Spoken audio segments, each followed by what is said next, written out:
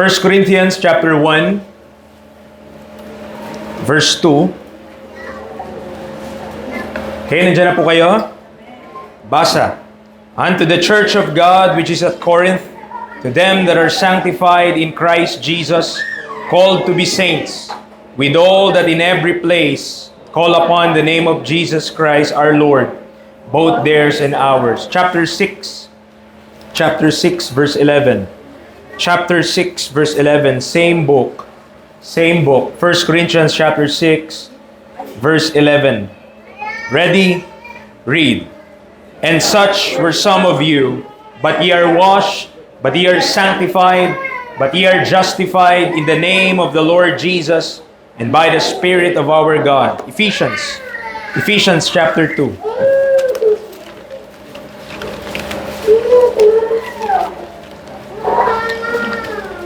Ephesians chapter 2. Verse 10. Ephesians chapter 2, verse number 10. Ready? Read.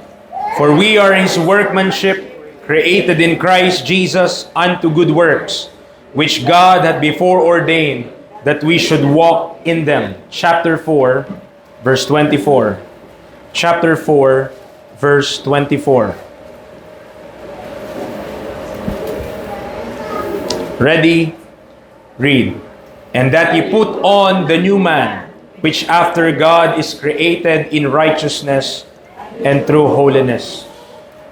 Heavenly Father, thank you so much for the day na binigay niyo po sa amin. Thank you that we are given opportunity again to meet. And may we be reminded that this meeting is not about a person. Hindi po tungkol sa tao, but about the Lord Jesus Christ and the Father, na kung saan ang nagbigay sa amin ng kaligtasan. Lord, help us to zone in sa iyong banal salita. Convict us, rebuke us, reprove us, correct us, and instruct us in righteousness, so that we will live according to Thy will at mapaplease ka po namin sa buhay po na ito.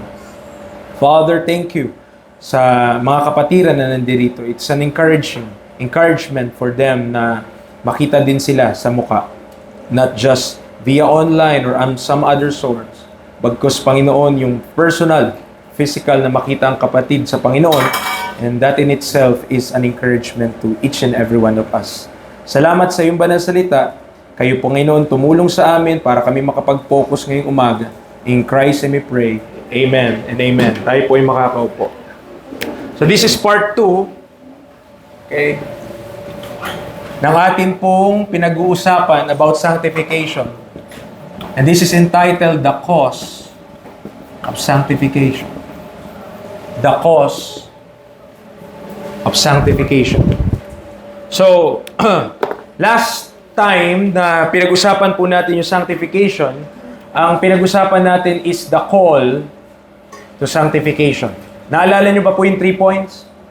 The 3 points about yung the call to sanctification, the first one being is, ano po yung first? Lahat yun nagsisimula sa letter E. Okay, lahat nagsisimula sa letter E. Ano po yung unang E? The expectation to the call. Pangalawa, the exhortation for the call. And lastly, the exaltation of the call. At doon po sa topic na yon na natignan natin na tayo pong lahat ay tinawag para doon sa word na yan o para dito sa bagay na to, sanctification. All are called to be sanctified in the Lord Jesus Christ. So ngayon, in 4 places na atin pong binasa kanina, we shall look into yung dahilan kung bakit ba mayroong sanctification. The cause, the reason why there is sanctification. You know, mga kapatid,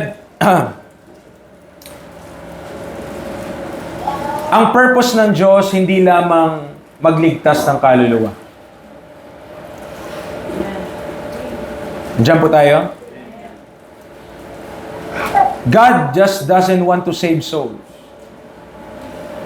Else, kung gusto lang ng Diyos na iligtas ang tao sa kanyang kasalanan, tapos na yung transaction the moment he believes.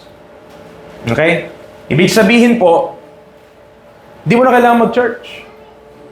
Hindi mo na kailangan umattend. Hindi mo na kailangan gawin pa yung mga commandments. Bakit? Kasi ligtas ka na eh. Kung if that is the end to what God wants, kung yun yung dulo na gusto ng Diyos, then everything stops at salvation. Tama po ba? Kapag naligtas na tayo, okay na. Bakit meron pang church? Bakit meron pang gawain? Bakit meron pang ministry? Bakit meron pang pag-aaral sa salita ng Diyos? Bakit may mga ganito pang bagay? If not for sanctification. If not for the purpose, sabi din ng Philippians, He that hath begun a good work in you will perform it unto the day of Christ. Salvation is a good work. Tama po ba? Yung kaligtasan ng Diyos na ipinrovide niya sa bawat isa sa atin the moment we believe, tayo po ay napatawad sa ating mga kasalanan, that is a good work. Pero hindi tumigil ang Diyos sa kaligtasan. Lest we be mistaken. Amen. Walang pinagkaiba yan. Kung mag-anak tayo ng mga baby, o dumami yung baby sa church, pero kung walang, mga kapatid, kung hindi po matitrain yung mga baby na yon, amen. Kung hindi matitrain yung mga baby sa church, lalaki sila, they will be childish. They will remain a child. And that will result to problems, mga kapatid. And we know that. So, it is very important, parehas lang din kung paanong maraming mga tao, if they are saved, they need the constant feeding of the Word of God that they may grow thereby. Ibig sabihin, salvation is not the end, but it's the beginning of the Christian life and Christian walk. Hindi nagtatapos ang lahat kung niligtas ka ng Panginoon. Kundi gusto ng Panginoon, babaguhin po talaga tayo. Nandiyan po tayo? Hindi gusto ng Panginoon na magligtas lang siya ng napakadaming tao at pagkatapos nun, papabayaan niya na. Hindi ganun ng Diyos. When God saves souls, He sees to it na yung mga kaluluwa na yun maalagaan at mag-grow. Kasi the only way para yung mga yon, one day, they will also bring other souls at maligtas din, ay sila'y magmamature din sa Panginoon. Dahil believe it or not, our testimony, hindi po nagliligtas yung testimony tayo. Tama. Hindi naman nakakapagligtas ng kaluluwa yun, pero nakaka-apekto yun sa witness natin. Kung tayo, dating barumbado, hanggang ngayon, barumbado pa rin, paano ka makapag-win ng kaluluwa? Paano? Sasabihin mo si Kristo nakapagligtas sa kasalanan, yung kasalanan mo, hindi pa nawawala. How could we say that? Amen. Nandiyan po tayo. That's why this topic is very important. Kasi ito yung nagtuturo sa atin, ito yung nag-guide sa atin that salvation is not the end in itself. Yes, the glorious doctrine of salvation is very, very important.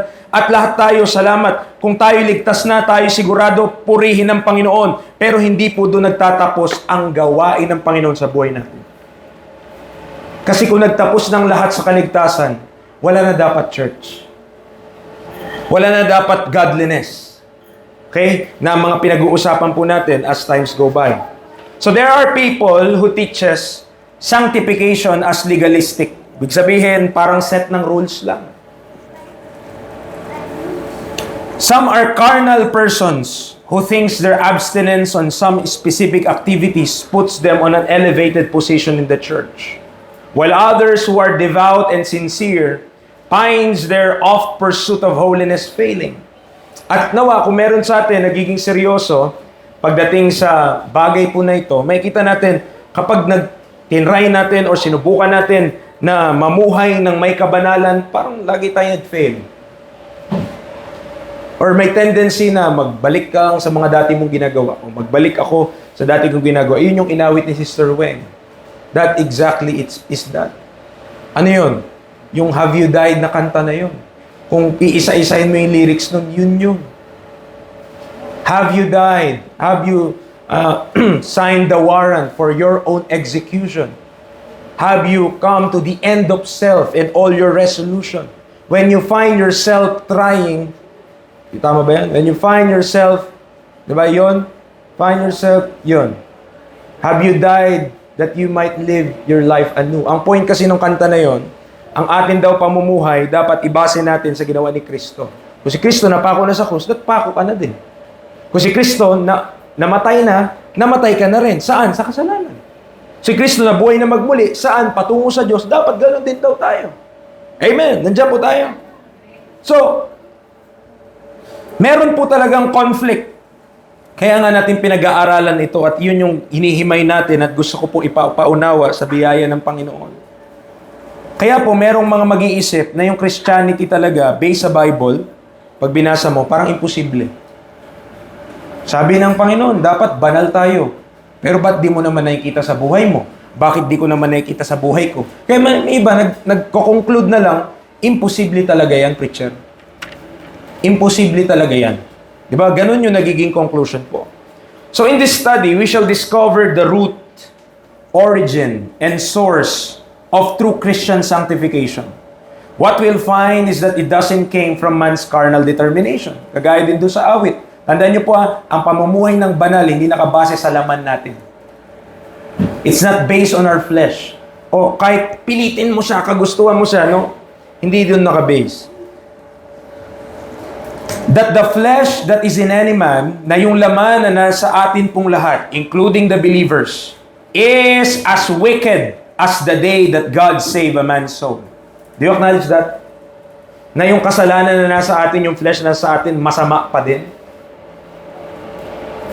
Parang di kayo kumbinsido na may masama sa inyo. Na may masama sa akin. May sin po. Pag binasa nyo yung Romans chapter 7, sabi nga ni Paul, yung mabuti na gusto kong gawin, hindi ko magawa. Yung ayaw ko, yun ang nagagawa ko. Because that sin is resident sa atin. Simula pa nung pinanganak tayo. Okay? Simula nung pinanganak pa tayo. However, God placed something inside the believers which now allowed them to please Him. And by knowing, reckoning, yielding, and obeying, can we experience true holiness. Okay? Ito yung gusto ko po na papaunawa sa ating ngayong umaga. So without further ado, number 1 sa ating pong pag-aaral, the cause. The cause of sanctification is the identity. Let us know what is our identity. Sino ka ba? Sino ba ako?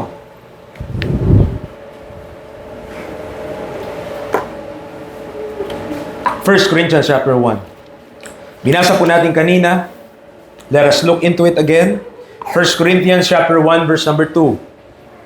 Sino ba tayo? So under this first point, the identity o yung pagkakakilanlan. Mga kapatid, problem today, napakaraming tao ngayon, they have identity crisis. Okay? Identity crisis. And kaninang umaga, pinapakinggan ko din yung isa doon sa series ni Pastor James Knox about mental health.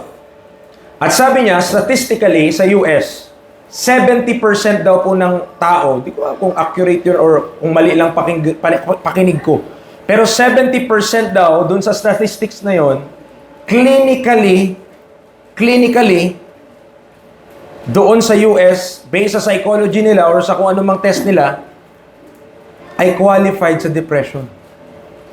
70% ng populasyon. Kadami naman. Tama? Imagine kung 70%, anong bansa ang meron yun? Depressed nation. Amen. Depressed nation. 1 Corinthians chapter 1. 1 Corinthians chapter 1 verse number 2. Unto the church of God which is at Corinth, to them that are sanctified in Christ Jesus. Gusto ko pong paintindi sa atin, tayo na mga ligtas na kay Kristo Jesus, kung sumampalataya tayo kay Kristo Jesus, your identity is sanctified in Christ Jesus. Okay? We are sanctified in Christ Jesus.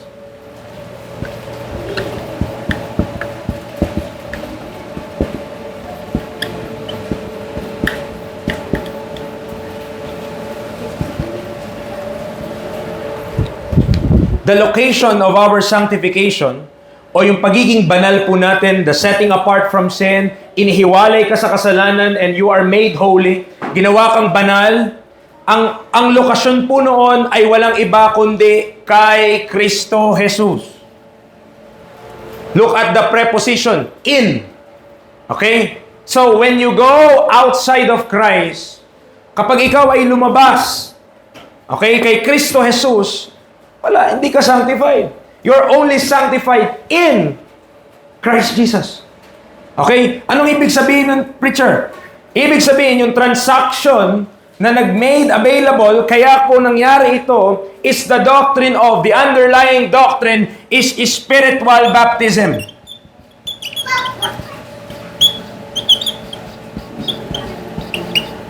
Is spiritual baptism. Preacher, what do you mean by spiritual baptism? I taught this many times before or long time ago. I remember, nung tayo po ay, nung nag-pandemic, di po ba? I remember nung time na nag-pandemic, konti lang tayo dito sa church.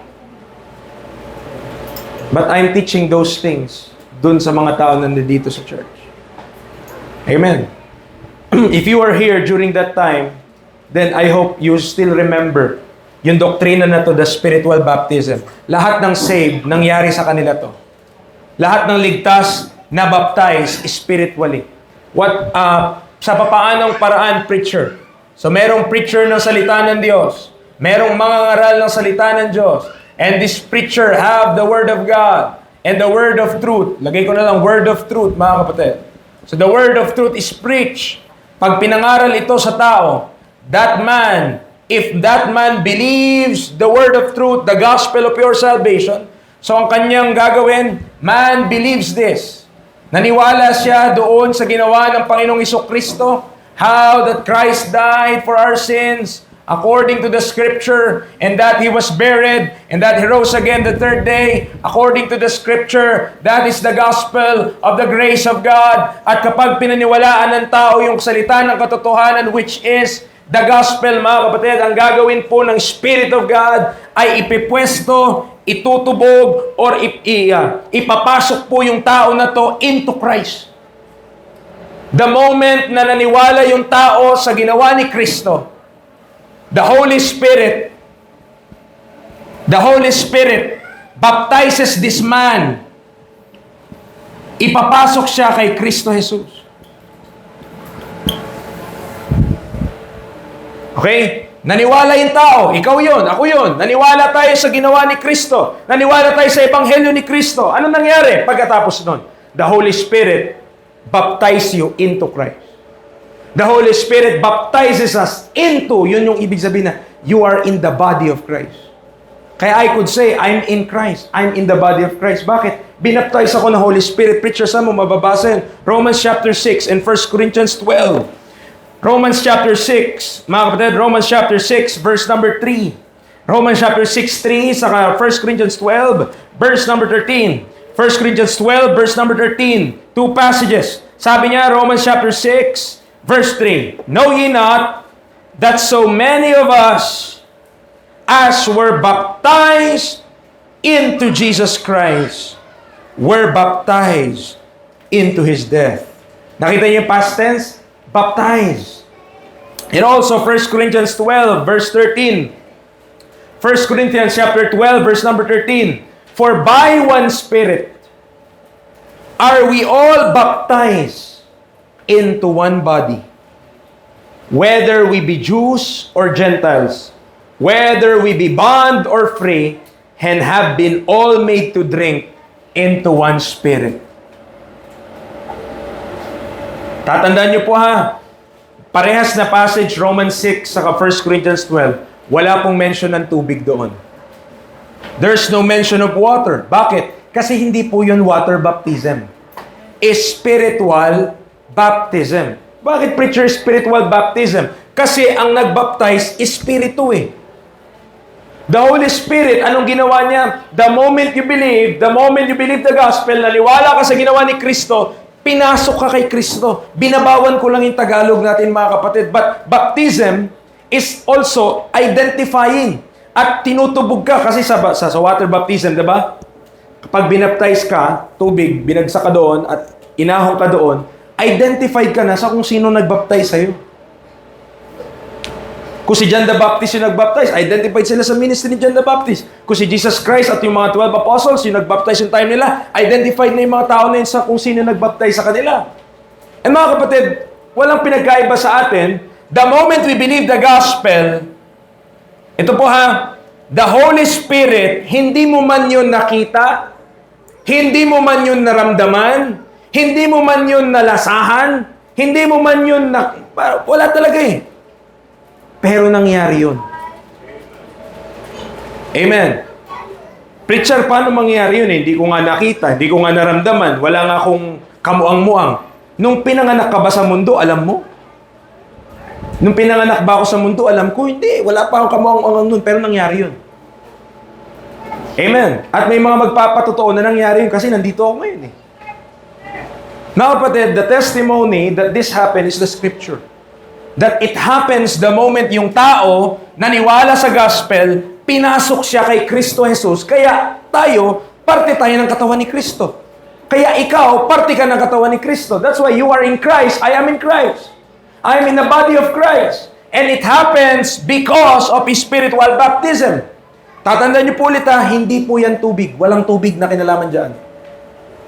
There's no water involved.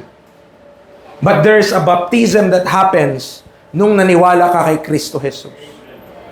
Okay? There's a baptism that happens when you believe the gospel.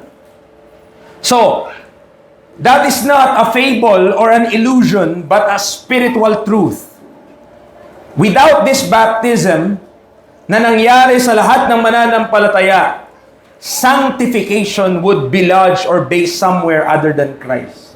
Ibig sabihin, yung pinag-uusapan natin sanctification, hindi na siya magiging based kay Kristo. Bakit? Kasi nga yung sanctification na pinag-uusapan natin, nakabase yan in Christ Jesus. So pag tinanggal mo, pag lumabas ka kay in Christ Jesus, ibig sabihin, iba na yung basehan nito. Pero sa ating mga saved ngayon, the basis of our sanctification, listen, is in Christ Jesus. We are sanctified in Christ Jesus. Okay? But what makes this glorious truth, okay, this a glorious truth to appreciate is the fact that our sanctification then, dahil nakabase siya kay Kristo Jesus, nasusundan niyo po ba? Tayo po ay pinaging banal kay Kristo Jesus. Saan yung lokasyon ng pagiging banal natin o pinaging banal tayo? Kay Kristo Jesus. So, kung ang basihan ng ating pagiging banal or sanctification ay kay Kristo Jesus, then this is a glorious truth to appreciate. Why? Kasi yung kasalanan natin, ibig sabihin mga kapatid, it is already permanently solved. Sinolusyonan na ng Diyos kay Kristo Jesus. Bakit? Secured ka na eh. Isipin mo, ikaw nandito ka na. You are already in Christ. Preacher, ano naman kahalagahan nun? Na ako ay na kay Kristo Jesus. Remember, sino lang ba ang nakatalo sa kasalanan? Who is the only being to defeat sin and death? Only Christ. Only Jesus Christ. And if Jesus Christ defeated sin and death, at ikaw ay nasa Kanya, nasa loob niya, parte ka niya, then in that regard, you also defeated sin and death because you are in Christ Jesus. Mga kapatid, ikaw na kay Kristo Jesus, ako na kay Kristo Jesus, our position of being sanctified in response to sin, pagtungkol sa kasalanan, mga kapatid, secured na tayo inside of Christ.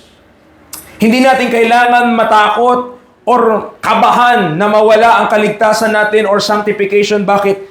Nasa loob ka na niya. Baptism into Christ.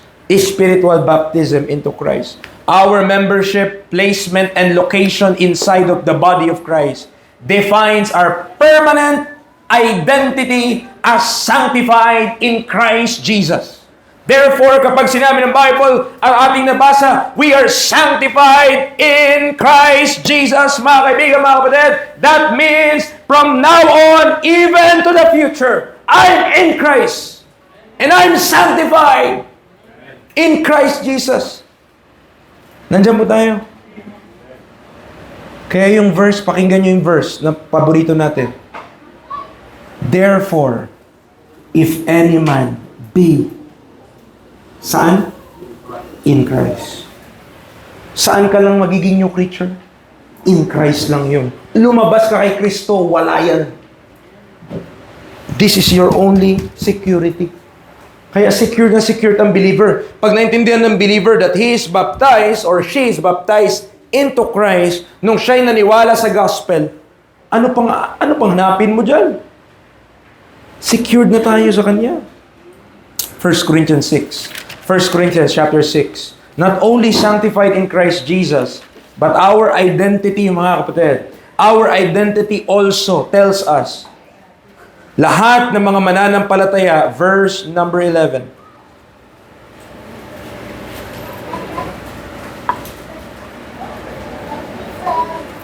And such were some of you, but ye are washed, but ye are sanctified, but ye are justified in the name of the Lord Jesus and by the Spirit of our God. Ang ating pagkakilanlan bilang mga saved, tayo po ay nahugasan na. And tayo po ay pinaging banal ng Panginoong Hesukristo. We are washed and we are sanctified. Preacher, in what regard? Babasahin natin. Akyat ka lang ng 2 talata doon. Verse 9 and 10. Verse 9 and 10. Sabi ng Bible, know ye not that the unrighteous shall not inherit the kingdom of God? Be not deceived. Neither fornicators, nor idolaters, nor adulterers, nor effeminate, nor abusers of themselves with mankind, nor thieves, nor covetous, nor drunkards, nor revilers, nor extortioners shall inherit the kingdom of God. Diyan po tayo. Now ito. Kung nandoon man sa listahan na yon yung kasalanan natin, kung ikaw ay saved, ang sabi ng Bible, nahugasan ka na. Pinaging banal ka na. Amen. So,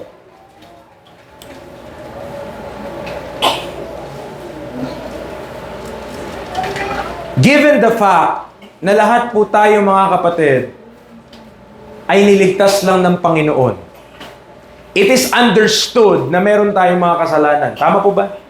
It is understood that we are sinners. It is understood that we have a past. Understood yun.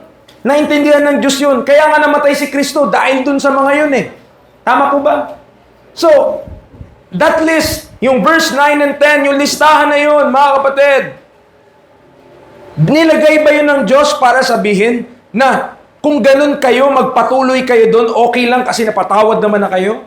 Or nilagay yun ng Diyos para sabihin, diyan kayo pinatawad ng Panginoon, hinugasan na kayo, then your life should be in accordance to His will.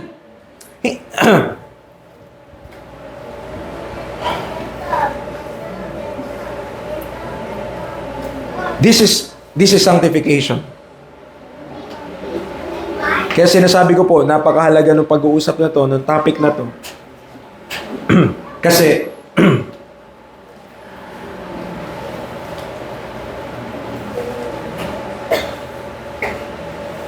bakit mahalaga to? Dahil, ang Diyos po, ang Diyos, ayaw niya na magpatuloy tayo sa mga kasalanan natin. Ayaw niya yon. Hindi namatay si Kristo para maging lisensya natin sa kasalanan. Kaya namatay si Kristo dahil sa mga kasalanan natin. Amen. He died because of our sins. Now, kung nandoon man yung kasalanan natin, nalista man doon, o yun man tayo dati, purihin ng Diyos. Ang i-claim mo, kung sino ka na ngayon, ikaw ay nahugasan na. Bakit tingin mo pa rin sa sarili mo, kung save ka na ba talaga, kung save ka nga talaga, Bakit ang tingin mo sa sarili mo, okay lang magkasala? Hindi yun kalooban ng Diyos. Ye are washed. Ye are sanctified. Yun yung identity ng isang saved. Nandiyan po tayo. Now, wala tayong problema kasi yung world, they are continuing in sin. Ano magagawa mo doon? Hindi nga ligtas eh. Pero may problema tayo kapag yung mga ligtas nagpapatuloy sa kasalanan. Kasi nadidefeat nito yung purpose. Bakit ba kailangan may fellowship? Bakit ba kailangan may church? So that mapapalakas tayo for the perfecting of the saints, for the work of the ministry, for the edifying of the body of Christ. Paano mapapufulfill yun kung nagpapatuloy tayo sa kasalanan? Hindi po mangyayari yun. Ibig sabihin, yung kalooban ng Diyos mapipigilan kapag nagpatuloy ang mga mananampalataya sa kasalanan. Gusto natin maraming masave. Eh yung buhay naman natin patapon. Yung buhay naman natin hindi pa according to the will of God. Yung buhay naman natin nakaayon pa rin sa sanlibutan. Paano mo isi-save yung mga yun? Kung isi-save mo yung mga tao, magiging katulad mo lang din. Miserable buhay nila. Amen. What I'm saying, mga kapatid, live according to your identity. You're no longer a sinner. Huwag nyo nang sinasabi, ay ako, makasalanan lang naman ako. No. Saint ka na, mamaya, nainunahan ko lang yung sarili ko. Hindi ka na longer, you're no longer a sinner. You were once a sinner. But I came, pardon to receive from my Lord. You are once sinners. Yes, understood yun. Nakita nyo naman yung kasalanan dito, yung listahan dito, unrighteousness, fornication, adulterer, effeminate, idolater, abuse. Nakita nyo naman listahan. Hindi naman sinabi ng Diyos na hindi nyo yun ginawa o hindi natin yun nagawa. Nagawa nga natin. Pero the moment that we believe, ang sabi ng Bible verse 11, such were some of you, but ye are washed. Naniniwala ka bang nahugasan ka na?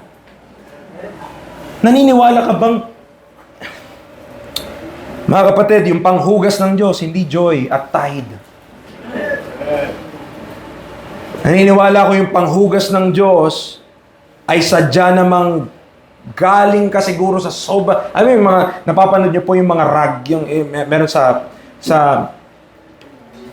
yung rag na napakatagal ng inapak-apakan, ganyan. Tapos pag nilinis, kita mo, ang dami palang libag nun. Tapos pinipressure washer siya, tapos tinatanggal niya lahat ng dumi. Makita mo, grabe yung umpisa niya. Akala mo malinis, pero hindi pala yung malinis kasi makita mo, ang dumi-dumi. Ganun din tayo mga kapatid. Minsan, akala natin, yung naligtas tayo, akala natin, ang linis-linis natin. Pero pag ikaw, humarap ka kay Kristo, makita mo, ang dumi-dumi pala natin. Salamat kasi naging partaker tayo ni Kristo when we believe.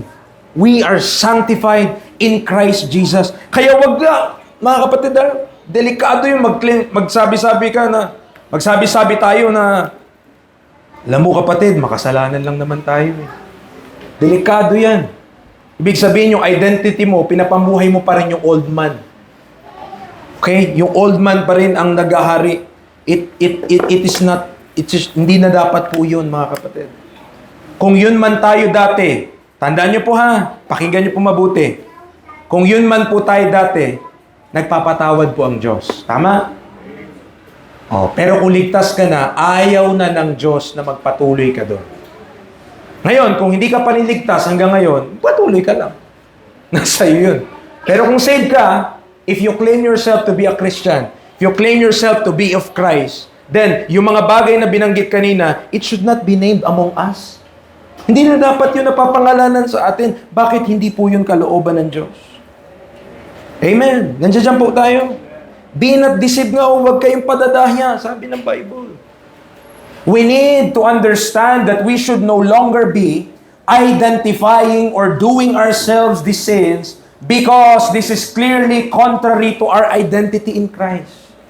Who we are now are sanctified believers in Christ Jesus. Sino ka na ngayon? Sanctified in Christ Jesus. Ulit-ulitin natin yan mga kapatid. Alam, yung mga nagbe-brainwash na mga may mga nagbe-brainwash na may narinig akong quote. Sabi niya, di ko alam kung si Hitler yata yung nagsabi nun. Pero yung quote po mga kapatid, kung inulit mo daw ang isang kasalanan, ang isang kasinungalingan, sorry. Kung inulit-ulit mo daw ang isang kasinungalingan ng maraming beses, malakas, at hindi ka titigil, eventually, papaniwalaan na ng tao yun. Kasi lagi niya naririnig. At kung palagi mong sinasabi sa sarili mo, makasalanan ako, makasalanan ako, makasalanan ako, guess what kung ano ka? Guess what kung ano ako? Makasalanan. Kaya magkasala pa rin tayo. Bakit? Yun yung pinaniniwalaan natin eh. When in fact, you should no longer be identifying yourself as a sinner, but you should identify yourself and myself. Dapat ang identity na natin, I am sanctified in Christ Jesus.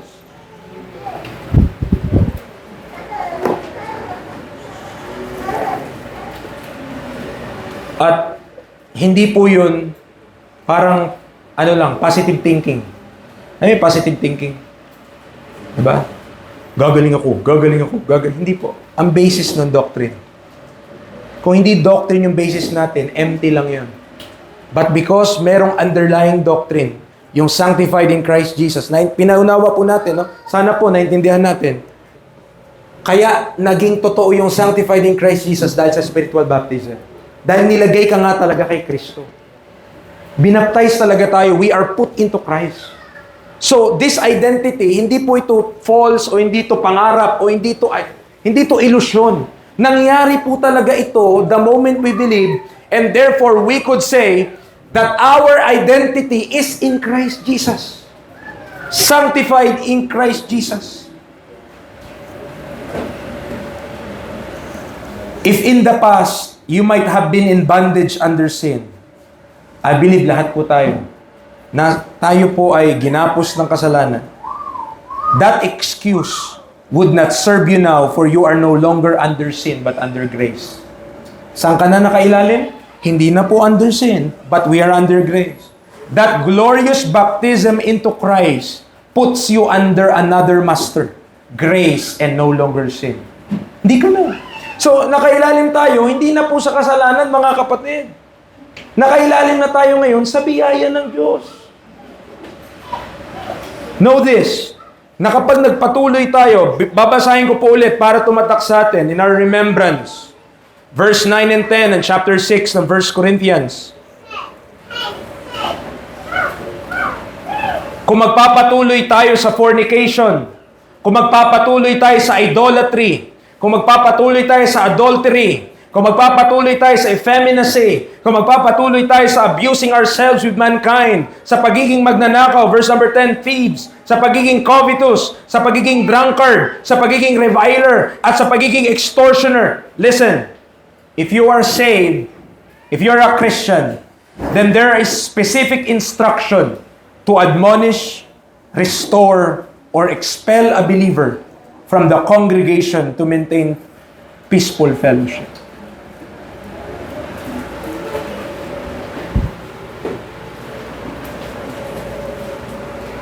Kaya yung mga ginagawa po na ibang religion, somewhat, may biblical din yun naman. May biblical basis kasi yun. At mababasa mo rin yan sa Bible. Meron po talagang excommunication sa Bible. Sabihin, talagang kailangan mag-part ways. O, hindi na siya no longer, hindi na siya welcome sa church na ito. Bakit? Pag nagpatuloy tayo sa gantong kasalanan, tayo ay lumalakad kontra sa kung anong kagustuhan ng Diyos. Amen. But, listen. Preacher, paano yung permanent ba yun, preacher? No, there's always repentance, kapatid. Kung tayo magre-repent, sasabihin natin, aminin natin, na tayo nagkasala, pero ayaw na natin magpapatuloy doon. Gusto nating magkihid na sa salita ng Diyos. The Lord is open for that. Pero wag na nating paabutin na kailangan pa tayong hindi ma-welcome sa church para lang magising tayo sa katotohanan. Kailangan mo ang Diyos. Kailangan ko ang Diyos. Kailangan ko ang salita ng Diyos. Para masolusyonan yung mga kasalanan na yan, kailangan mo yung Word of God and the conviction of the Word of God. Kung ikaw ay pilit lalayo sa kung saan yung source ng tulong na meron, hindi ka matutulungan. Amen. Hindi ka matutulungan, hindi ako matutulungan. We need the Word of God. We need the conviction of the Holy Ghost.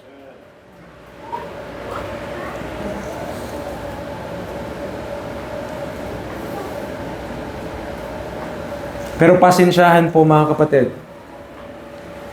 Pero when it comes, kapag sinunod mo yung Bible, hindi pa pwede na magpatuloy itong mga kasalanan na ito sa church. It should not continue. Amen.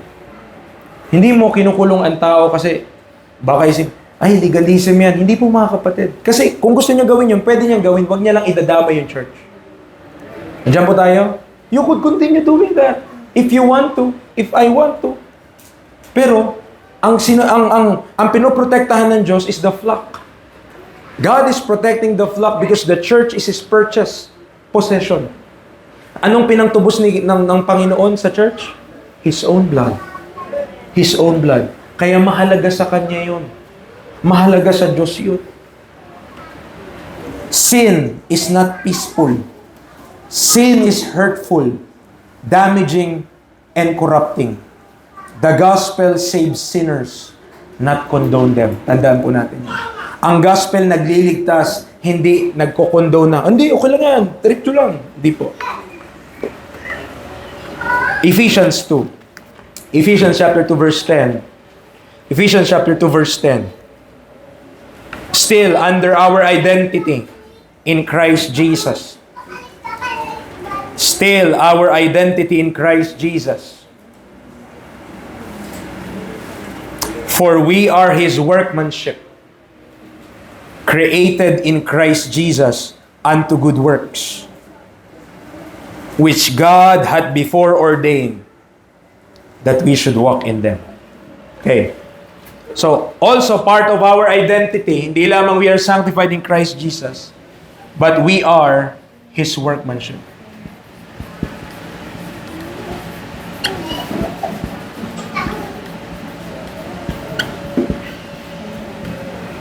We are His workmanship. We are part of the new creature. Our membership within the body of Christ places us in equal footing with any Jew saved under grace.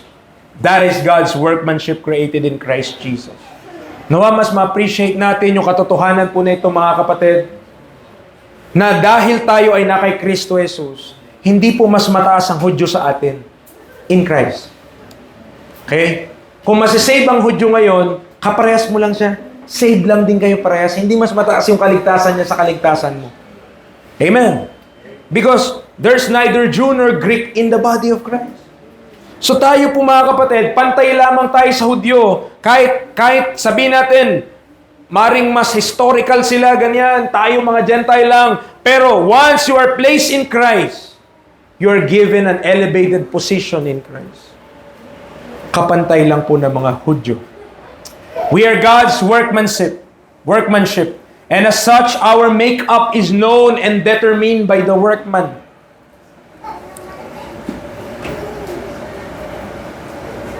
Yung word na yan, workmanship, it reminds me yung mga gumagawa ng furniture. Mga gumagawa po ng ganito. Yung mga naglililok, yung mga gumagawa ng mga cabinet. Imagine yung time na at meron pa yung mga gumagawa ng mga table na napakaganda. Talagang yung craftsmanship nila on their trade, on their craft is sobrang galing. Mga kapatid, ito po, yung ikaw ay naipasok kay Kristo at ikaw ay naging kay Kristo Jesus, ang Diyos po ang may gagawa niyan. Kaya we are His workmanship. Amen. Tayo po yung nilikha niya yung one new man that we became part of. That expert workmanship created the new creature which is seated with Christ far above all principality and power and might and dominion. Not because of who we are. Tandaan natin, hindi dahil sa kung sino tayo. Bagkus kung sino si Kristo Jesus. At tayo na ipasok lang, nabaptize lang sa Kanya. Any glory or position that we have is located in Christ. Because all of that glory and power and position is given to Christ. We share it because we are found in Him. We are partakers of the benefit because God wisely devised this spiritual operation long before the foundation of the world. Knowing this should give us comfort that God knows and prepares what we need beforehand. Mga kapatid, it should give us comfort na itong bagay na ito yung nilula ng Diyos, itong kagagawa ng Diyos na ito, ginawa niya na. Or pinlano niya na bago niya pa manlikain lahat ng bagay. Amen. Ephesians 4.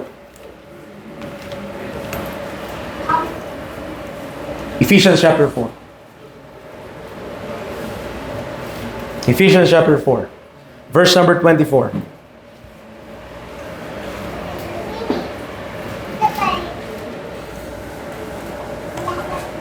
And that you put on the new man, which after God is created in righteousness and true holiness. Created in righteousness and true holiness. Our identity, mga kapatid, that's our identity. Righteousness and true holiness. As having the new man in us, the moment of salvation, its identity is in righteousness and true holiness. To live unholily and unrighteously. Pag namuhay tayo ng walang kabanalan at hindi pagkamatuwid, mga kapatid, now that we are saved, okay? It's a matter of capability. It's not a matter of capability but of choice. Ibig sabihin po, yung pamumuhay natin ngayon, kung mamumuhay tayo, sabihin natin dati, di ko naman kaya mamuhay ng ganyan. Di ko naman kaya mamuhay na may kabanalan. Yes, may excuse tayo dati kasi hindi naman tayo saved eh. Pero ngayon na tayo ay saved na, mga kapatid, we have no excuse. Bakit? Kasi ngayon, ang usapin na hindi capability, kasi may capability tayo mamuhay na may kabanalan. Ibig sabihin, may abilidad ka ng mamuhay na may kabanalan. Bakit? Nilagyan ka ng Diyos ng nature na banal sa loob natin. Meron na tayong holy nature inside of us. So, it's not a matter anymore of ability, but a matter of choice. Anong pipiliin natin? Magpapatuloy ba tayo sa kasalanan o magpapatuloy tayo sa kabanalan? Pipili ka na ngayon. Ngayon, meron ka ng pagpili. Saan ba ako dapat? Dito ba ako sa kasalanan o dito ba ako sa kabanalan? Meron na tayong pagpili ngayon.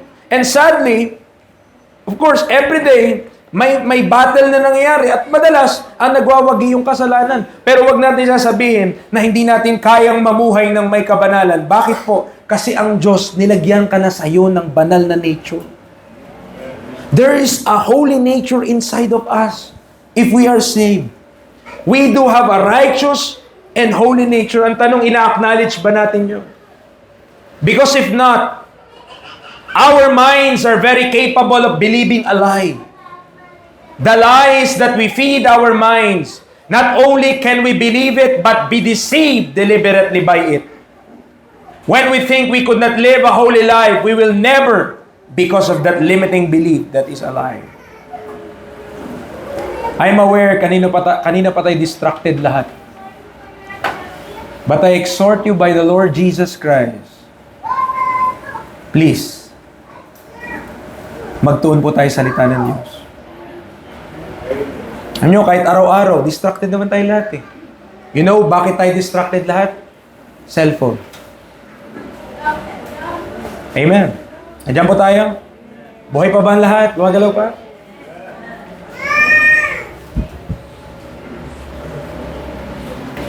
You know that cellphone is designed na pag-aralan kung ano yung gusto mong ginagawa araw-araw.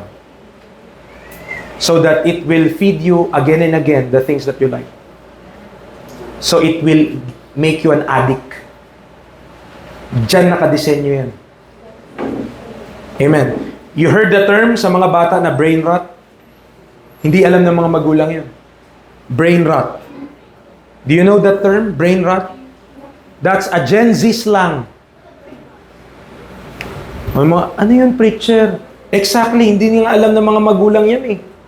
Pero yan yung ginagawa sa utak ng bata.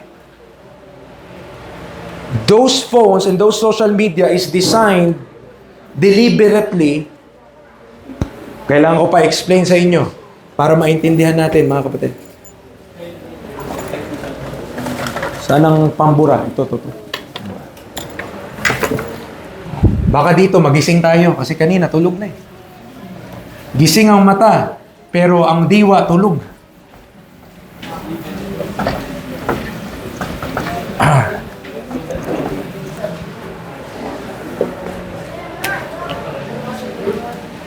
Okay.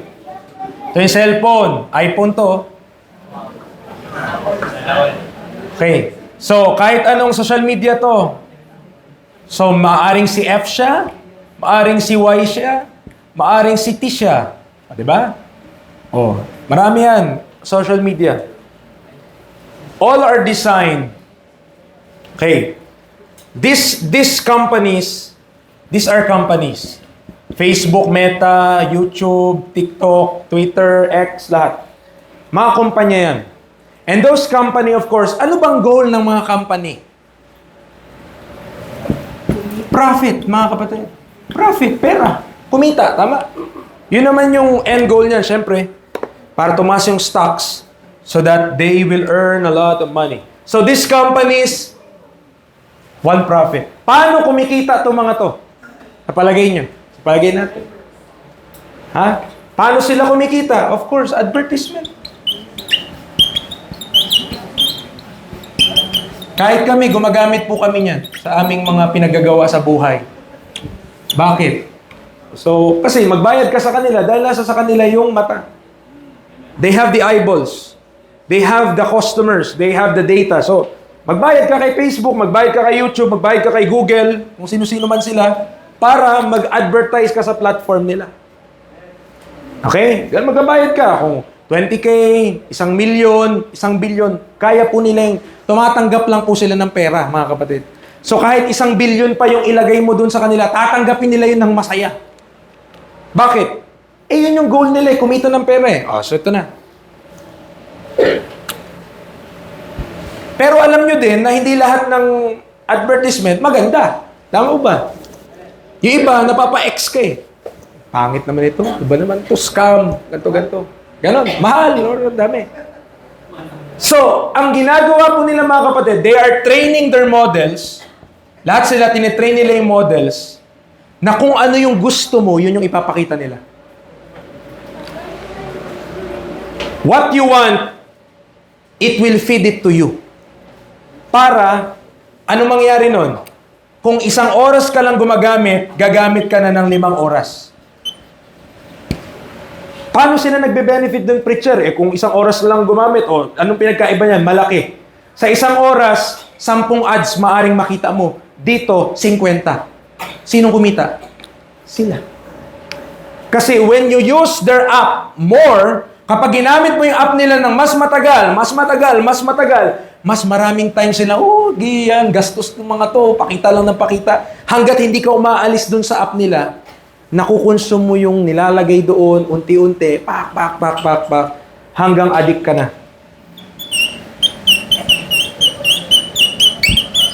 Ikaw addict, sila mayaman.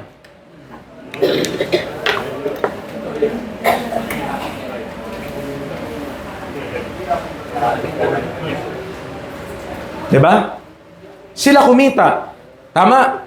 Sila marami. Nagtatransfer yung pera. Ganun lang yan. Pero tayo, di natin alam. Diba? Sabukan mo, manood ka ng Rapi Tulfo dito sa YouTube.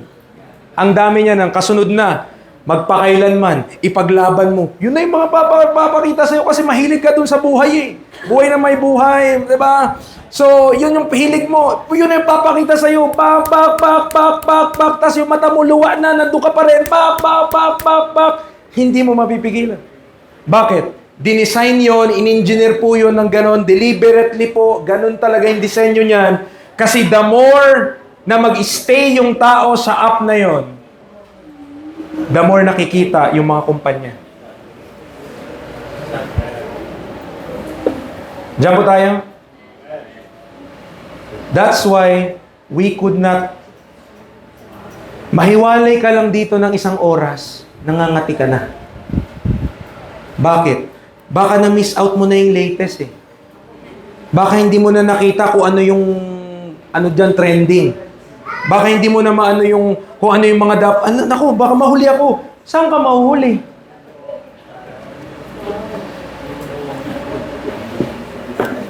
Yun ang hindi nakikita ng tao. Controlled na tayo niyan. Ngayon, alam mo na yan. Alam ko na yan. Pero naniwala ko, wala pa rin. Patuloy pa rin. Mga kapatid, hijack na ang utak ng tao. Hijack. Ang mga bata po, hijack na, hindi mo na makausap ng tama. Bakit? Preacher, anong kinalaman nito? May kinalaman sa sanctification. Kasi tayo, sinet apart ng Diyos to holiness. Amen. At tulungan tayo ng Panginoon, pero ito yung generation na kinamulatan natin, ito yung generation na meron tayo ngayon. Parents, please, have more sense. Amen. Have more sense. Kaagbagan niyo po yung mga anak. Naku po, mas mercy para sa kanila na hindi sila ma-expose dyan sa evil na yan kaysa pa yung hindi nyo sila pagamitin yan. Akala ng mga magulang, kawawa naman yung anak ko pag di ko pinagamit ang cellphone kasi mahuli yan, di niya na alam yung mga nangyari. Mga kapatid, malaking disadvantage. Meron niyang tamang paggamit, pero hanggat di mo alam kung paano tamang gamitin yan, maling gamit ang kaya mo at kaya kong gawin dyan. Amen. That's what's happening. Hijack ang thinking, hijack lahat, pati sagot sa teacher para ring text. Kay ma'am, woo woo woo.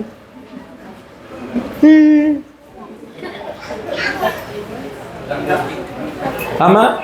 Bakit? Because our minds are too preoccupied with these things at ito lang ang pasok sa ating isipan. Ganyan po talaga. Nakakalungkot po pero ito yung kalagayan natin ngayon. At ang mas nalulungkot ako, hindi lang kasi pang bata tong problema na to eh. Pang adult din. Pang adult din.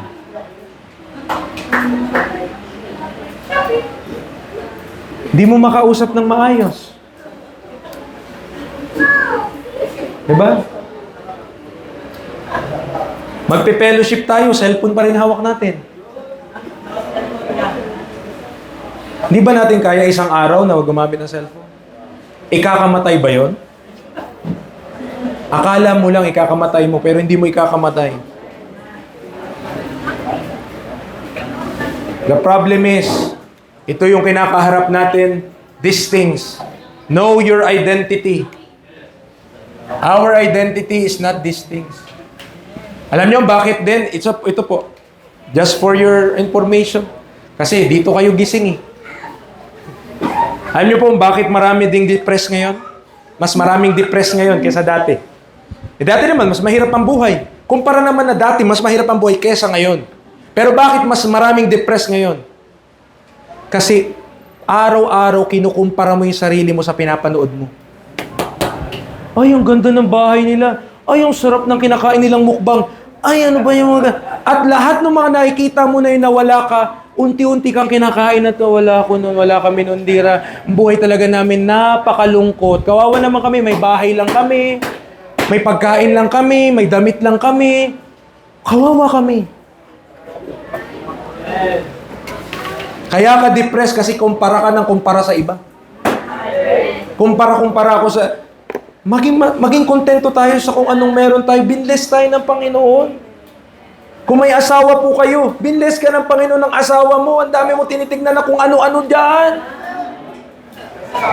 Kung may mga anak po kayo, purihin ng Diyos, spend time with them, lalaki na sila. At wala na kayong time sa kanila, dun, ang dami yung time sa cellphone. Pero sa mga anak, wala. Kaya malayo ang loob ng anak sa tatay at sa nanay.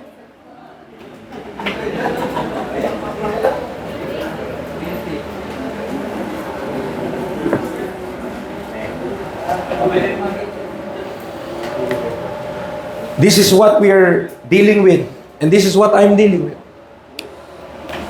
Ito yung ating henerasyon ngayon. Silent takeover yan ng utak ng tao. Slowly since birth, pinoprogram na para doon na lahat, nandun yung attention, nandun lahat.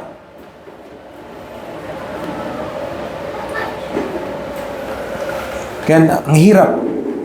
Magtuturo ka ng doktrina, hindi makuha-kuha. Bakit? Yung mind naka-design or yung mind na train doon sa mga bagay na ito. So let's move on mga kapatid. I hope meron kayo nakuha doon. I hope mag-isip tayo. Imagine mo kung ilang oras tignan nyo na lang yung phone natin kung ilang oras natin ginagamit. Baka nga nasa 12 hours pa a day or 8 hours a day. Imagine. How many hours?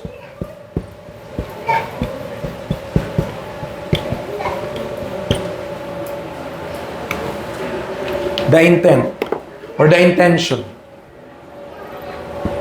Under the cause of sanctification, ano yung intention ng Diyos? Ano yung purpose ng Diyos kung bakit merong sanctification?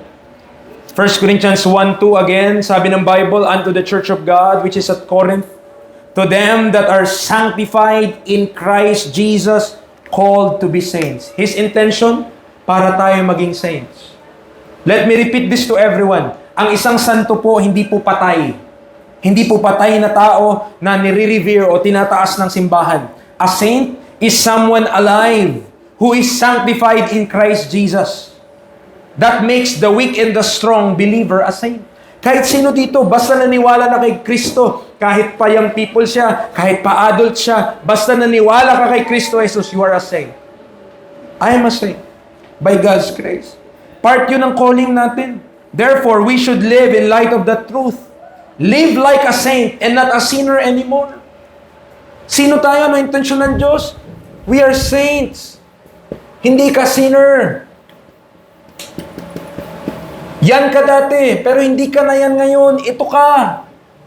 Mamuhay ka according to becoming a saint. Hindi po ito special calling na tinawag ka pagiging preacher, tinawag ka pagiging pastor, tinawag ka pagiging evangelist, but a call for all believers. Lahat tayo saint. We are called to be saints and we should be serious in this. If you're asking what God wants you to do or His will for you, then list this one down. Ilista mo. Kasi ito po yun. Because you are clearly and without question called to be a saint. Remember that when the thought of sin or unrighteousness cross our minds, recite this verse to remind us of our calling. Recite natin, I am sanctified in Christ Jesus, called to be saved. Called to be saved. Ephesians chapter 2 verse 10. Malapit na rin po tayo mga kapatid, but please bear with me. I believe needful lang din na explain ko yun sa atin so that we have at least awareness. Awareness. Maybe I'm just privileged kasi nung time ko, yung bata pa ako, nasimulan ko kung paano nag-rise yung mga yan. Sabihin, nakita ko pa, at least dati, smart bro pa nga lang gamit eh. Internet eh. So, yung rise noon, I'm aware somewhat nung changes na nangyayari. And grabe po mga kapatid. Grabe yung technology. Hindi po pabuti ang nangyayari sa mga tao, majority. O sa majority, kundi pasama po. Pasama. Created in Christ Jesus unto good works. Ephesians 2:10. We are His workmanship, created in Christ Jesus unto good works, which God had before ordained that we should walk in them. Now, naalaman natin, ano yung identity natin? Sanctified na tayo in Christ Jesus and are calling us saints. We should now look into God's intent, why He did sanctify and made us holy. Bakit nga ba? The passage is clear. We are created in Christ Jesus unto good works. Amen? Now, before you jump into conclusions and think you are already doing good works, hear me out. Define good. What is good? What is good?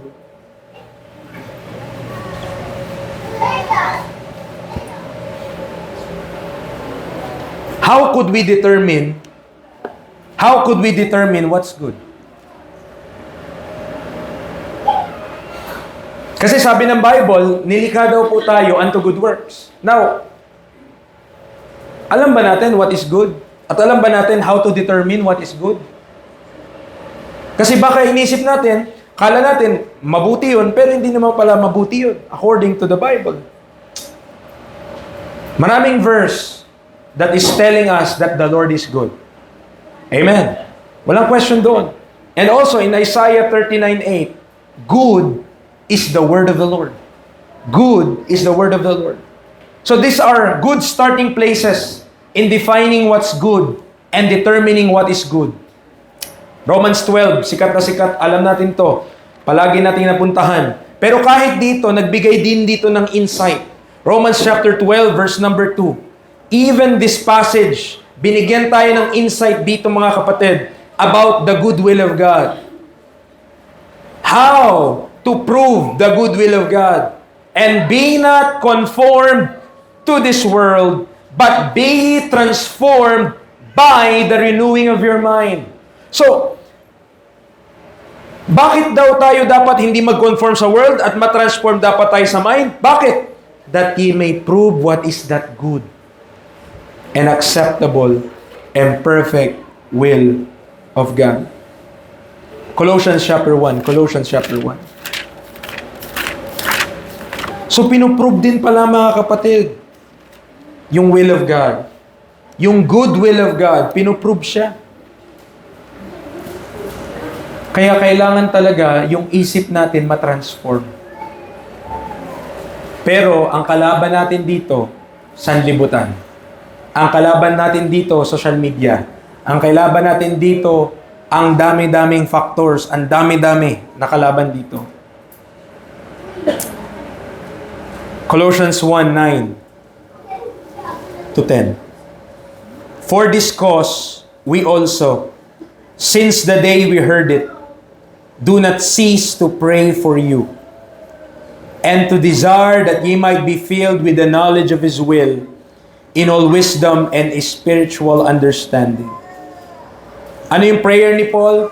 Ano yung desire ni Paul para dun sa mga taga-Colossians or Colose? That ye might be filled with the knowledge of His will, in all wisdom and spiritual understanding. Underline na nyo po yan. Pagmuni-munihan po natin yan. I-meditate po natin yan. Yan yung kailangan tayong mapuspos. Yan yung kailangan tayong malamanan. Yan yung kailangan magkaroon tayo. Ano ulit yon?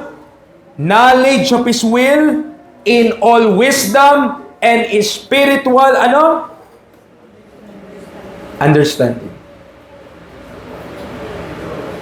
Mga kapatid, and I need also to mention, kasi even doon sa Baguio, nung pagpunta namin, at doon pa sa ibang mga lugar, palagi namin napapag-usapan dahil delikado na siya, rampant na siya. Okay. So, pakinggan niyo po, babagalan ko lang para maintindihan. Napakadaming gamit.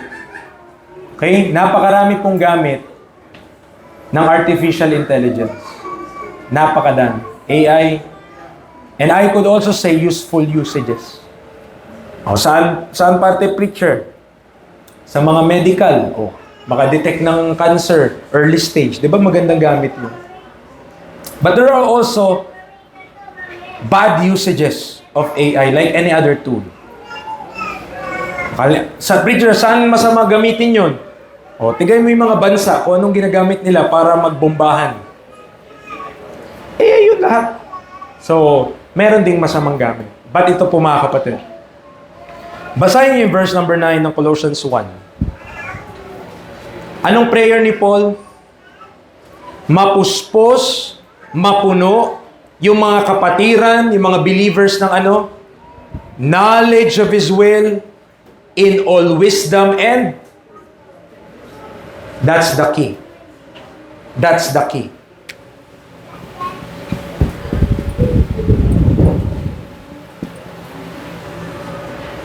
What AI could not produce and what AI could not perfect, spiritual things. Tandaan niyo yan. Because you are now replacing God Himself when you use it for spiritual things at tinramp niya yung spiritual things. The Spirit of God ay indwelling sa atin. Tama ba? Nakatira siya sa atin. Nakatira siya sa iyo kung ikaw ay saved. The Holy Spirit is the teacher. And understanding is produced spiritually. Spiritual understanding. Gamitin mo yung AI sa kahit na anong bagay. Business, maganda yon. Other things, maganda yon. But when you use it spiritually, sasabi tayo dyan. Bakit? Pinapalitan mo na ang Diyos. When God is Spirit, and they that worship Him must worship Him in spirit and in truth. You're touching something beyond human. You're touching something beyond the scope of man. Okay? Tandaan po natin mga kapatid, ha? Even from the beginning, kinakalaban na ng tao ang Diyos. Kaya nga siya gumawa ng tore, yung Tower of Babel. Bakit? Para abutin niya ang Diyos. Tama? Abutin niya ang Diyos. That's the principle. That the top may reach unto heaven. At anong ginagawa ni Elon Musk hanggang ngayon? He's trying to reach the heaven, brother. Gusto niya tumira sa Mars. Gusto niya doon sa moon. Mga kapatid, dito tayo nilagay ng Diyos. Tandaan niyo yan. Sa earth tayo nilagay ng Diyos. Di tayo nilikha ng Diyos para maging Martian. Di tayo ginawa ng Diyos para maging astronaut and cosmonaut. Nilikha niya tayo to live in this earth. Amen. And to know Him as our Creator. Hindi tayo nilikha ng Diyos to go beyond space.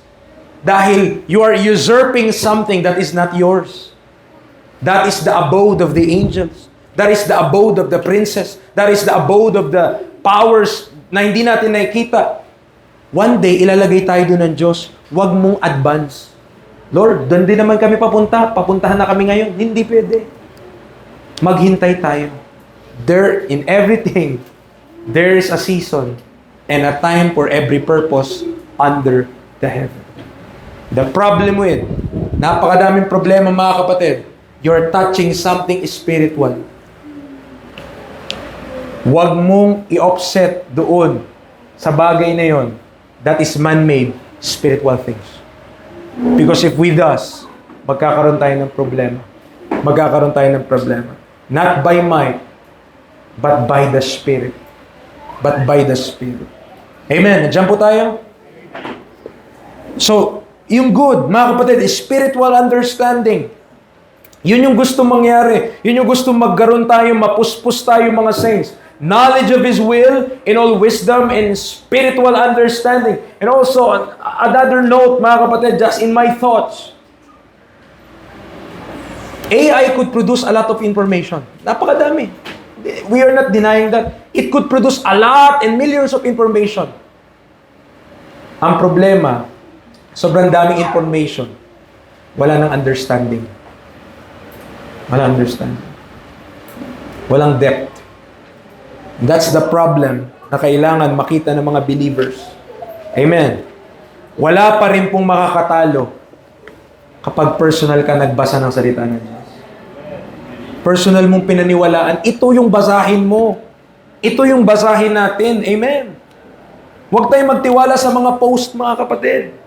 Because sabi ko nga sa inyo, that is training your mind to be corrupted. That is training your mind para makontrol.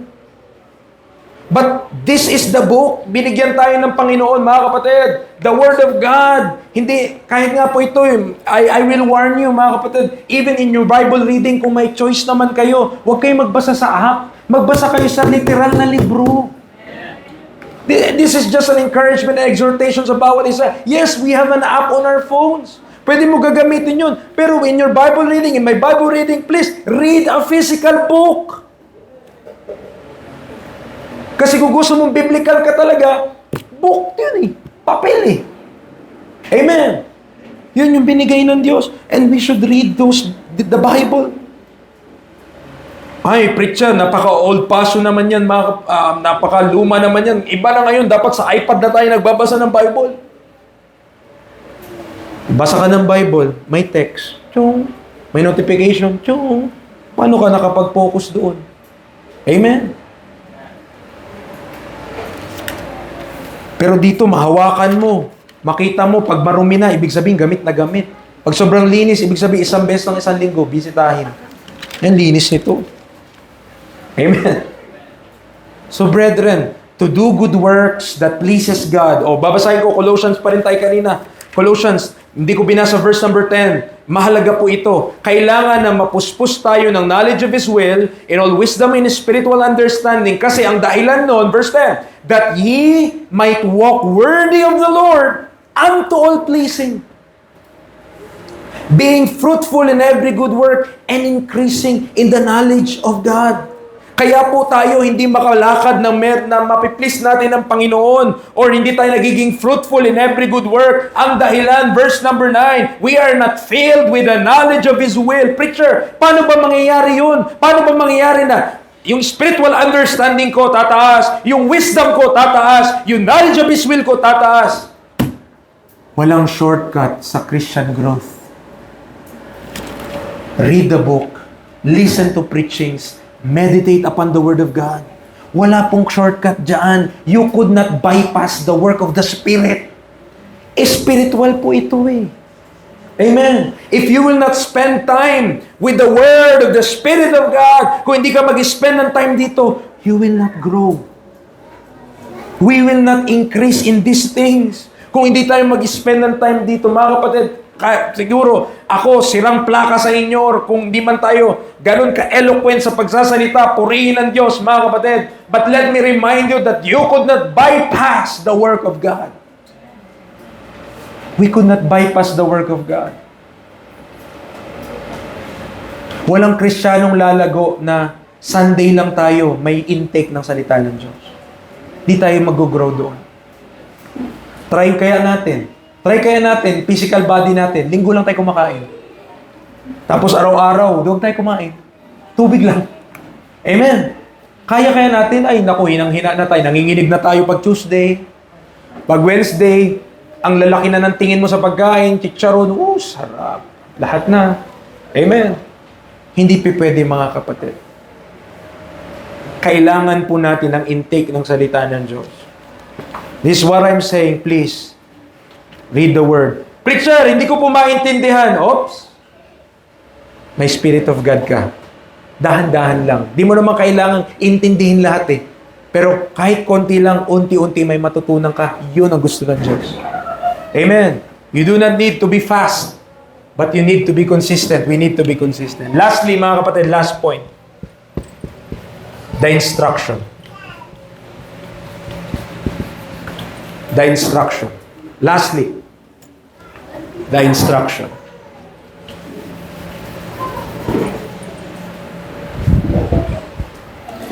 Ephesians again, Ephesians 2:10. Basahin ko na yung dalawang passage para hindi na tayo mag-ulit. Ephesians chapter 2 verse 10. We are His workmanship, created in Christ Jesus unto good works, which God had before ordained that we should walk in them. In chapter 4, verse 24 again, put on, sabi niya, verse number 24, and that ye put on the new man, which after God is created in righteousness and true holiness. Knowing that we are created unto good works. Tayo po ay nilikha unto good works. We should now realize that not only did God intend for us to do them, but we are instructed to do so. Tayo po ay ini-instructan, tinuturuan na dapat lumakad tayo sa mabuting gawa. And hindi mabuting gawa based sa'yo. Mabuting gawa according to the Bible. Therefore, we should be having more of a ready mind and apply our ears to preaching and scripture than we are used to. To gain that spiritual understanding that Colossians 1 is telling us must be among our greatest priorities in our Christian walk. Kapatid kung meron tayong i-priority, yun, yung Colossians 1:9, ipag-pray nyo po yun, magkaroon tayo nun. Personally, bawat pamilya, bawat individual, Yun yung prayer na Colossians chapter 1 verse 9, that ye might be filled with the knowledge of His will in all wisdom and spiritual understanding. Kailangan mo yan, kailangan ko yan sa ating panahon, kahit anong panahon, kailangan mo yun, that we will walk worthy unto Lord, unto all pleasing. If we do possess the knowledge of His will in all wisdom and spiritual understanding, kaya nating lumakad ng merong pag-please sa Panginoon, maka-please tayo sa Panginoon, maging fruitful tayo in every good work and increasing in the knowledge of God. To know certainly that you are walking worthy of the Lord unto all pleasing, nakaka-comfort yun. Na yung aking paglilingkod, katanggap-tanggap sa Diyos at kalugod-lugod sa Diyos. Ang nakakalungkot yung paglilingkod natin suntok sa buwan. Hindi natin alam tanggap pa ng Panginoon ito. Pero paano mo malaman na tanggap ng Panginoon? If you are filled with the knowledge of His will, in all wisdom and spiritual understanding. Now finally, under the instruction, dito ko po kayo iiwanan mga kapatid. Dito ko po kayo iiwanan. Yung command. Ano yung command? Instruction. Put on the new man.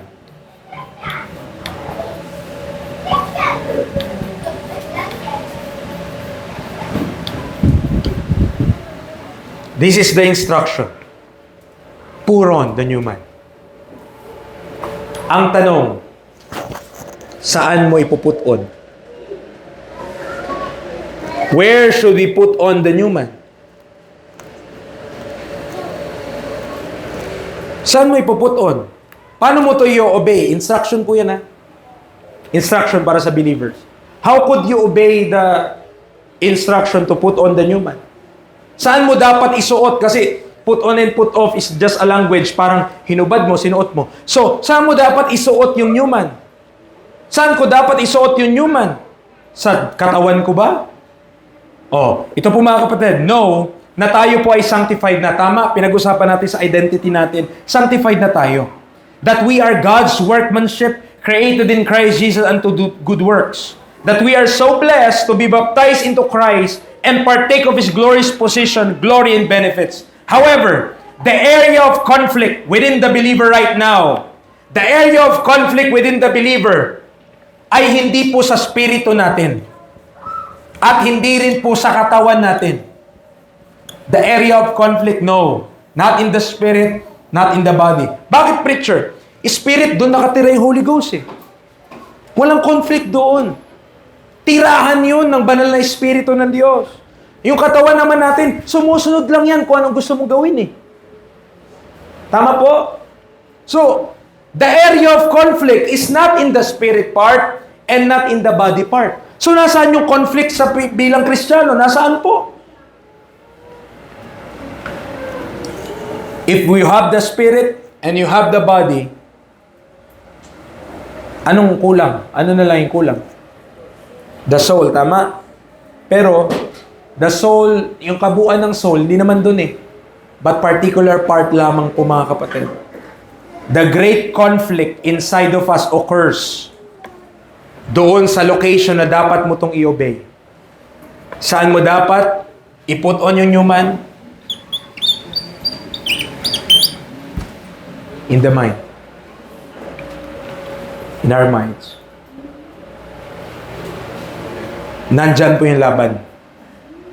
Kapag yung mind mo hindi kontrolado ng Diyos at kontrolado ng laman, talo tayo. Tama po. Ephesians 4:23, sabi niya, and be renewed in the spirit of your mind. Philippians chapter 2 verse 5, Philippians chapter 2 verse 5, let this mind be in you, which was also in Christ Jesus.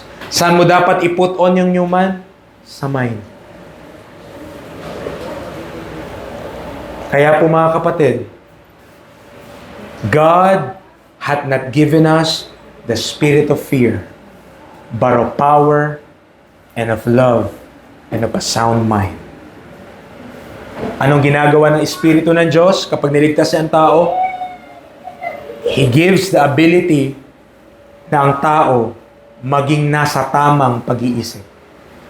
If you will remember, nung time ni Jesus Christ, ang wala sa tamang pag-iisip ay sinapian ng dyablo. Pero nung tinanggal ni Kristo yung sumaping dyablo, nasa tamang pag-iisip na yung tao. Mga kapatid, amen. There are a lot of seducing spirits around, even in the world, in this social media, napakadami na maka-impluwensya sa atin. Laban po na maibalik yung isip natin sa katinuan. Laban po yan. Nawa, bigyan natin ng kaseryosohan. Baka ang isip natin agaw na ng kaaway. Hindi mo na pala kontrolado na ng laman, kontrolado na ng kasalanan, kontrolado na ng dyablo. Bakit? Because you are not in your sound mind. Mga kapatid, puro on the new man, on our minds. Nandyan po yung laban. Let us pray. Father, thank you so much for the patience na binigay niyo po sa bawat isa. Lord, I might go beyond the usual time na nangyayari po sa preaching. But I hope na ito pong mensahe na ito naging useful sa bawat isa, naging blessing. Lord, tulungan niyo po kami confront yung mga mahirap i-confront. Even yung mga besetting sin o yung mga weaknesses po namin ngayon, kung saan kami, Panginoon, ay doon po kami nadadali, doon po kami hindi po namin nababantayan, na-addict na po pala kami sa cellphone, social media, sa maraming mga bagay.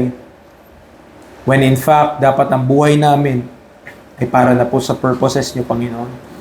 Lord, it is the battle of everyone. Lahat po kami, we are struggling in this. Wala pong exempted sa bagay po na to. And Lord, thank you. Nawa, Panginoon, sa mga salita na ito na naipahayag po ngayon, nawa, wag bumalik ng walang kabuluhan sa mga tagapakinig. Bagkus ay makita po namin the seriousness of these things. Lord, help the believers to trust in Thee and not on man's devices. Panginoon, I still believe the Holy Ghost that is resident in me is an able teacher na siya nagtuturo the things that belong to God. At Panginoon, tulungan niyo po ang bawat isa. Yung intake namin ng salita ng Diyos daily. Huwag nawa kami, Panginoon, tamarin. Huwag nawa namin i-give up yung amin pong laban sa mind. Na ma-feel na lang ng mind na ito, Panginoon. Laman na lang ng mind na ito. Puro carnal things or things of this life. Father, help us to learn sanctification. That we are sanctified in Christ Jesus and as such, we should walk according to that sanctified life. Panginoon, salamat po. Salamat sa kabutihan mo. Salamat sa reminder mo. Huwag nawa kaming lalabas sa lugar na ito, mauwi na naman na wala pong pagbabago. Renew our minds through your word and let us live rightfully from now on. In Christ name we pray. Amen. Amen.